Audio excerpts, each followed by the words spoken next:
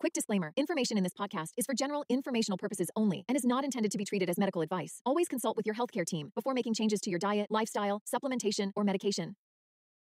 Written by a dietitian with a couple of quotes from unqualified people and absolutely no reference to scientific research. Does that make something good information? Welcome to Type 2 Diabetes Talk, the place where we chat about what really works to treat type 2 diabetes and prediabetes naturally with nutrition and lifestyle. If you're looking to optimize blood sugar and A1C, lose weight, reduce medications, and improve your overall health, this is the place to be. Now, here's your host, Type 2 Diabetes Nutrition Specialist, Dr. Jetta. Hello, and thanks for joining me for the second episode of Type 2 Diabetes Talk, which is on a topic that's important to everyone listening, but also a topic that seems to get confused by lots of people. What's that topic? It's type 2 diabetes treatment, and more specifically, understanding the importance between treatment and prevention. And after this episode, you'll be clear on the difference and how knowing this will help you get the best results. So in the very first episode, I spoke about our core values and approach, and the first two were evidence over opinion and treatment versus prevention. Both of these values are central to today's chat about quality information that can support you to concentrate on the things that really matter to achieve the results you deserve. There is a big difference between treatment versus prevention, but as I said, people tend to get them confused, which is keeping us at the same level of thinking and not solving any problems. I've discussed the topic of treatment versus prevention with members many times and across many articles we've written for the Members Library and on the DMP blog. It's an important topic as it forms the basis of how we'll generally approach things in this show and also a method for you to consider how to go about things moving forward with your type 2 diabetes or prediabetes. Before delving into today's episode, I decided to do a Google search on type 2 diabetes treatment. Here's some of the things that came up from quickly browsing the search results. Treatment consists of self-care and anti-diabetic medications. Treatments include diet, exercise, medication, and insulin therapy. You may be able to manage your diabetes with healthy eating and being active, or your doctor may prescribe insulin, other injectable medications, or oral medications. Treatment includes lifestyle changes, including dietary changes and exercise to promote weight loss, self-care measures, and sometimes medications. Type 2 diabetes is treated with changes in your diet, and depending on the response of your blood glucose levels, sometimes tablets and insulin. So they're the things I found when I did the Google search.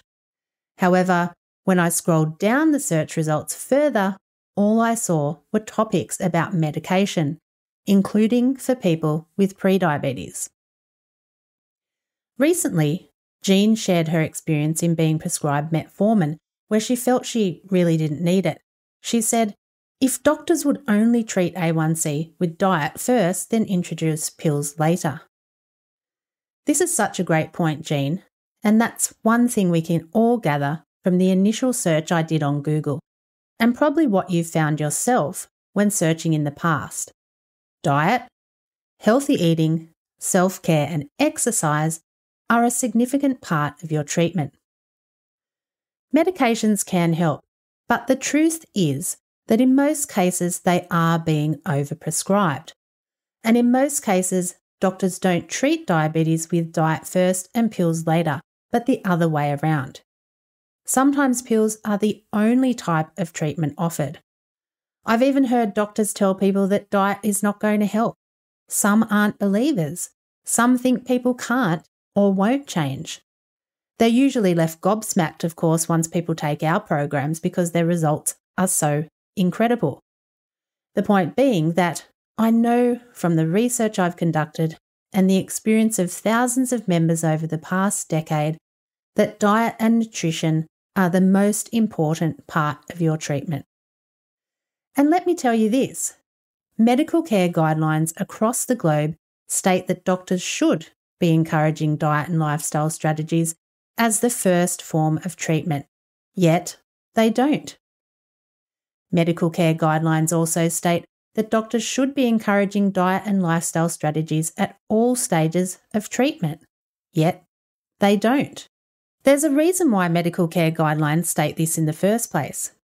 Ample research shows that diet and nutrition is more effective than medication for lowering blood sugar and A1C, promoting weight loss if you need it, and helping to reduce or stop medications. This has been proven by research time and time again. As I said, medications can help, and you should never feel bad about taking medications or not being able to reduce them as much as you might want or to stop them. Of course, everyone will be different, but you don't want to rely solely on medications for treatment, because if you need to keep increasing your medications, it may indicate your diabetes is getting worse, not better. With diet and nutrition, many factors of your diabetes health can be improved. Your blood sugar and A1C levels, your weight, your overall metabolism, your cholesterol, blood pressure, and the list goes on. If you're currently taking medications, diet and nutrition can help you reduce or stop medications and improve many other factors of your health. So make diet and nutrition your primary focus for treating your condition. But therein lies another problem. You go searching out there on the Wild West Web. You read information online that you think is meant to be for type 2 diabetes treatment. So you try that, but it doesn't really help your blood sugar. You don't seem to be getting anywhere and only feel more confused and overwhelmed. Sound familiar? We hear this from people a lot, so you're not alone. So here's the thing. Lots of information out there on the Wild West Web is based on evidence for diabetes prevention, not diabetes treatment. That's right, whether it be health professionals or health organisations, they are sharing information on diabetes prevention, lumping it all under the same umbrella of healthy diet information. That's not helpful at all. Type 2 diabetes treatment is very different to diabetes prevention. A person in the general population that doesn't already have type 2 diabetes or prediabetes is a person living without a health condition, obviously. Whereas a person living with type 2 diabetes or prediabetes is someone who has an altered metabolism, a certain level of carbohydrate intolerance, and difficulties with blood sugar control, along with other possible problems. Therefore, diet and nutrition recommendations for someone who is healthy versus someone who has an altered metabolism is not going to be the same. The two are very different scenarios, wouldn't you agree? It's pretty logical. Yet, like I said, oftentimes these two terms are getting lumped under the one umbrella when making recommendations to you. Let's look closer at one example from the American Diabetes Association so you can get a clearer picture of what I'm talking about. Now, we'd all think that the ADA provides us with the most up-to-date, accurate information, but that's not actually the case. One of their articles is titled, "What Superstar Foods Are Good for Diabetes?" So if you were reading that, you'd naturally assume that the foods listed are going to be some of the top, very best foods to eat to treat diabetes, right? It would be an easy assumption to make. They write in the first paragraph, I quote, "The list of foods below are rich in vitamins, minerals, antioxidants and fibre that are good for overall health and may also help prevent disease." Basically, they've already said in the first paragraph that the foods listed help prevent disease. So does that make them a superstar for diabetes? Well, that's questionable. One of the foods listed as a superstar for diabetes is whole grains. Yes, we've all heard that whole grains are healthy. And sure, there is ample evidence to suggest that whole grain intake is associated with reduced risk, prevention, and decreased incidence of type 2 diabetes and other health conditions, of course. That makes sense. A whole grain is a better food source than a white, refined, or processed grain. And generally, when people are eating whole grains, they are also consuming lots of other healthy foods and will generally be healthier overall. So considering the evidence, for people without diabetes, whole grains may be a good food as part of a balanced diet. And yes, whole grains are going to be a better choice overall for anyone because compared to refined grains, they contain more fibre and nutrients. But suggesting that whole grains are a superstar food for diabetes is misleading and quite inaccurate. In fact, it is contradictory to the scientific evidence we have available and the evidence provided by the ADA themselves. In the ADA's 2017 Standards of Medical Care in Diabetes, it stated, I quote, "Whole grain consumption is not associated with improvements in glycemic control in type 2 diabetes." Interestingly, they removed that statement from subsequent medical care guidelines, even though there is still nothing to substantiate whole grains being beneficial for blood sugar control in type 2 diabetes. For treatment of type 2 diabetes, in fact, there is virtually no evidence that shows any benefit for consuming whole grains. Whole grains are not a superstar food for diabetes, and they are not an important part of treatment. As the ADA medical care guidelines stated, whole grain consumption is not associated with improvements in glycemic control in type 2 diabetes. It doesn't stop there. Next, I did a Google search on diet for diabetes. I see things like key elements are fruits, vegetables, and whole grains. Fill half of it with vegetables such as roasted squash, grilled asparagus, or a salad. For the next quarter, consider a complex carb such as a small, plain sweet potato, brown rice, whole wheat couscous, or whole grain pasta. At least half of your grains for the day should be whole grains, including wheat, rice, oats, cornmeal, barley, and quinoa. I went even further to Google whole grains and diabetes. An article on Diabetes UK uses the basis for recommending whole grains due to this statement. I quote, "Some studies have shown that healthy diets rich in whole grain foods can reduce the risk of heart disease, stroke, certain types of cancer, and type 2 diabetes." There we have it again. They are talking about reduced risk, not treatment. The question should be, what do the research studies show for the effect on glycemic control in people with type 2 diabetes? We already have the answer to that, which we just covered from the ADA. Whole grain consumption is not associated with improvements in glycemic control in type 2 diabetes. One article by Diabetes Canada, titled "The Whole Truth About Whole Grains," states people with diabetes should eat whole grains regularly. They include a quote that says, "For those with diabetes, choosing whole grains over refined grains can help to maintain optimum blood sugar readings." To substantiate the claim, they note the director of a non-profit food organisation which looked at research in people with metabolic syndrome, not research in people with type 2 diabetes. While these two health conditions have some relationship, they're not exactly the same. The article was written by a registered dietitian and contains quotes from a couple of unqualified people, but absolutely no reference to scientific research. Does that make it good information? From my point of view, certainly not. Out there on the Wild West Web, you're going to see a lot of crap, like stuff I've already mentioned. You really have to be aware of this.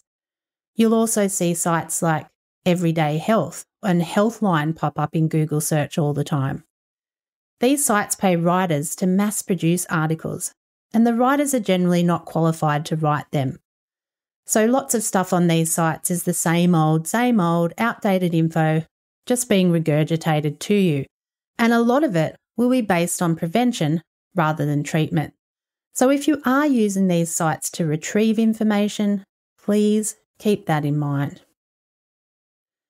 So you might be thinking, why do we see this kind of stuff in so many dietary recommendations for people with type 2 diabetes when there is no actual scientific evidence that whole grains support treatment of diabetes, for example?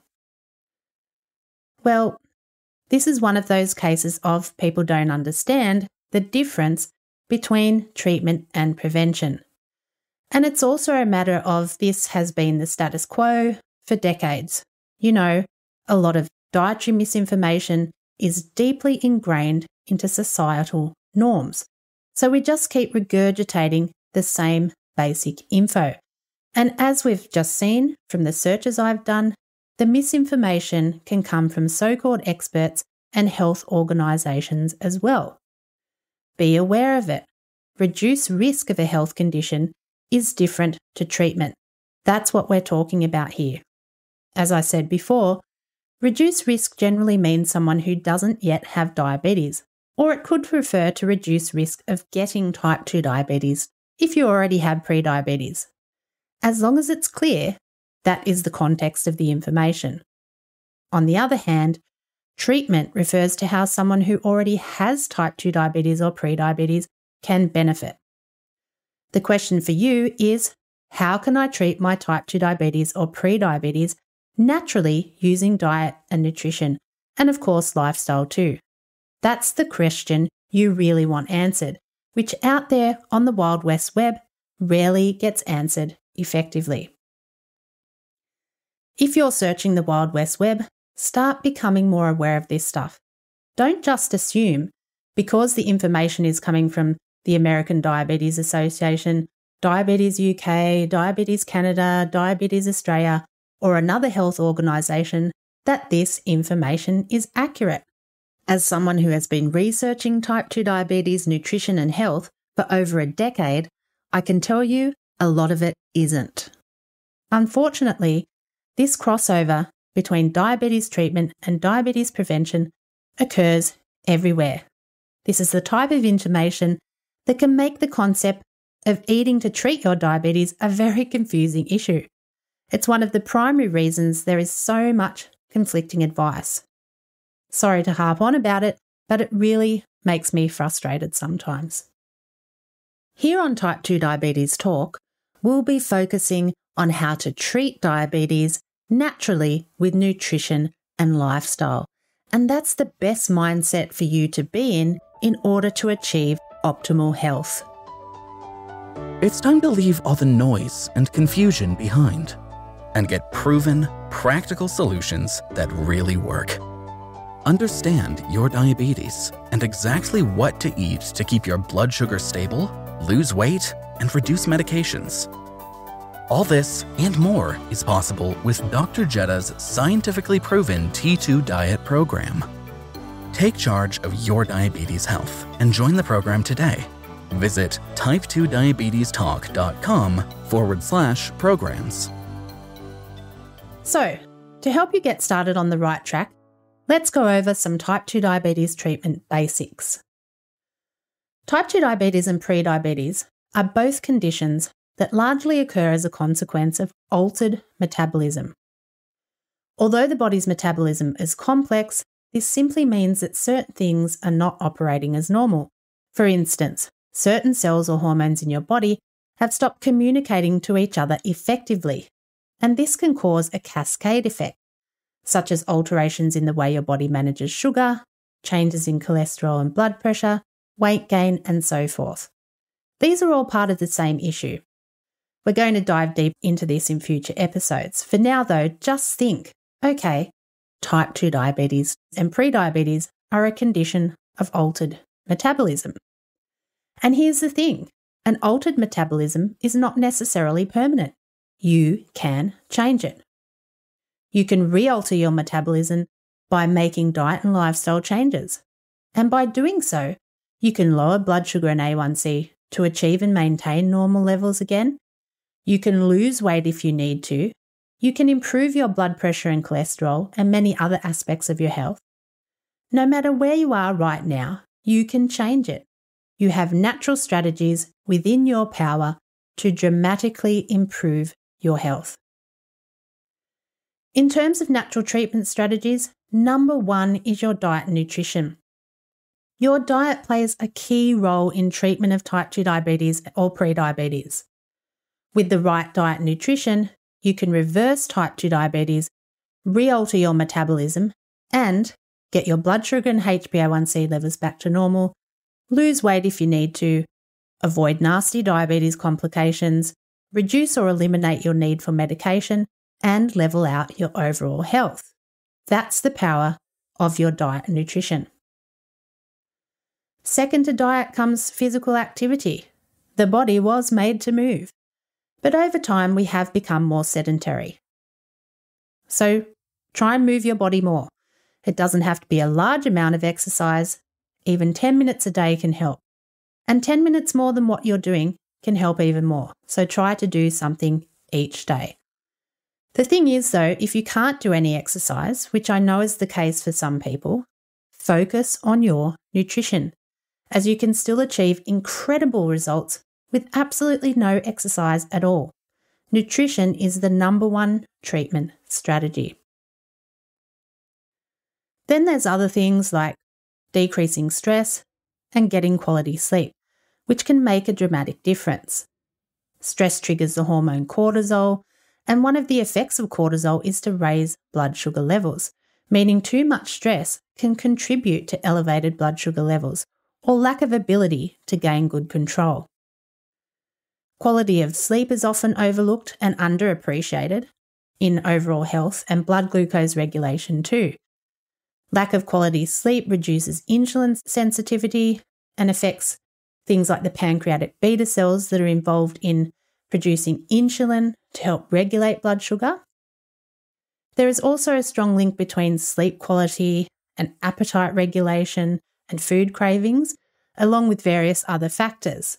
Basically, sleep quality affects our hormone function, and hormones are intricately connected to type 2 diabetes and prediabetes. Optimizing weight is important as well. Again, excess weight can influence hormones in the body, which disrupt our appetite, decrease insulin sensitivity, affect our immune system, and increase inflammation in the body's cells. And excess weight doesn't help any health condition we may have. So natural nutrition and lifestyle strategies can help you optimize your weight as well. Then there are also natural therapeutic supplements that can assist with your treatment to support further improvements. Things like berberine, turmeric, chromium, apple cider vinegar, and others. So we'll be exploring these in more detail in future as well. Coming back to the primary natural treatment strategy, it's diet and nutrition. That's the topic we're deep diving into on the next episode. For now, think about what we've explored today, the importance of treatment versus prevention, and evidence over opinion. When you're searching out there on the Wild West Web, be aware of the differences between information for prevention of a health condition, as it's very different from treatment of a health condition. Question what you read. Better yet, find a trusted and reliable source of quality, evidence-based information and scientifically proven programs, such as we provide at DMP. You can access lots of free resources and information on our website, or check out our programs and services as well. So you can head to type2diabetestalk.com/DMP. The point is, when you get the right information, you can implement the right natural treatment strategies in your life, and you'll be amazed at how dramatically your health can improve. I'm excited to say you'll be hearing from some of our members in the not too distant future as well, where they'll share their stories and how the power of nutrition has completely changed their lives. If you're enjoying Type 2 Diabetes Talk and excited for what's to come, please head on over and leave a 5-star rating and review on Apple or your favourite podcast platform, because your positive reviews will help the show reach people far and wide to share the power of nutrition and lifestyle for natural diabetes treatment. So I appreciate your support in doing that. On the next episode, we're diving in to talk about diet and nutrition. How effective is it? And how can it really help you? And I'll have a free resource to get you started toward optimal blood sugar and health. So please tune in for some really great info. That's all from me today. Dr. Jetta, over and out. Thanks for tuning in to Type 2 Diabetes Talk. Please subscribe to the show on your favorite podcast platform. And for episode replays, episode notes, and more, visit type2diabetestalk.com. New episodes are available Tuesdays, 10 a.m. US Eastern Time, or your time zone equivalent. Thanks again. We're truly grateful to be a part of your life and help make a real difference.